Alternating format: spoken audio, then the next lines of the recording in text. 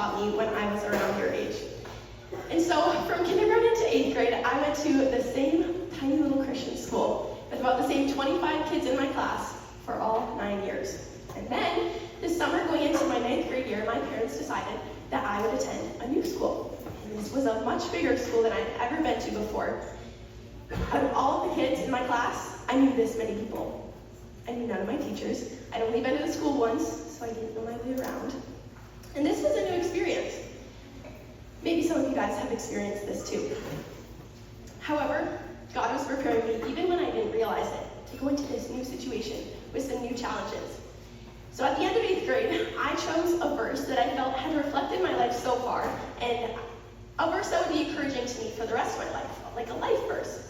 And the verse that I chose was Deuteronomy 31:8, and it says this: "The Lord himself goes before you and will be with you. He will never leave you or forsake you. Do not be afraid. Do not be discouraged." And so before I even knew that I would go to this brand new school and have some challenges there, God was intentionally reminding me that he would be with me as I went into this new challenge, and that I would never be alone. And so as I sat in my first high school class in the second row of desks in Mr. Kirshner's class, I looked around the room and I realized none of these classmates had known me since I was 5, like my other classmates did at my old school. None of these new classmates knew how I would act or knew my family. It was a brand new situation, and I realized that I had the decision.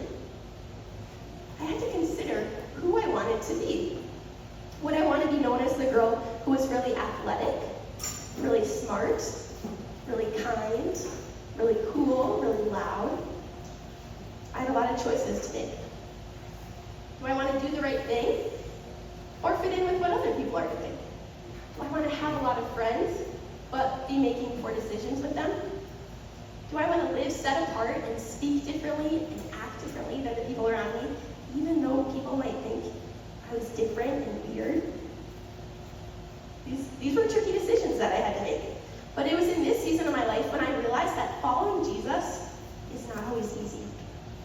Choosing to do the right thing and choosing to live each day as a representative of him is hard sometimes. In those years at my new school, I didn't have many friends. I wasn't invited to parties. I was the one without a partner in class. There were people who would ignore me when I would try to talk to them.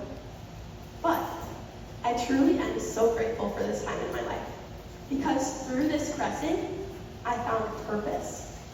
Because it cost me something to follow Jesus, I realized how valuable his presence is. Jesus became my best friend who I could talk to throughout my day because I wasn't surrounded by friends and talking to them instead. And I learned that the hope of heaven is far greater than any earthly gain that I saw my classmates trying to achieve. God taught me how to reflect his example by serving others in his name and not my own. And I realized that I only get one life. There was a poem that I heard during this time, and a line of it, it's a poem by C.T. Studd, and it says, "Only one life, which will soon be past. Only what's done for Christ will last." I realized I only had one life. I only had 4 years in high school. You probably only have 4 years in middle school. Will you spend it living for the world and living to impress other people? Or will you spend it doing things that will matter for all of eternity by living as a representative and an ambassador and a vessel and a servant of Christ each day? I could go on and on about the things that God taught me during this time of my life, but if I hadn't been stretched and tested by having this experience, I would have missed out on all of this growth. And I don't think I'd have the same passion for the gospel that I do today. If I'd chosen what was easy and just did what everyone else was doing, I don't think I'd know Jesus in the way that I do now.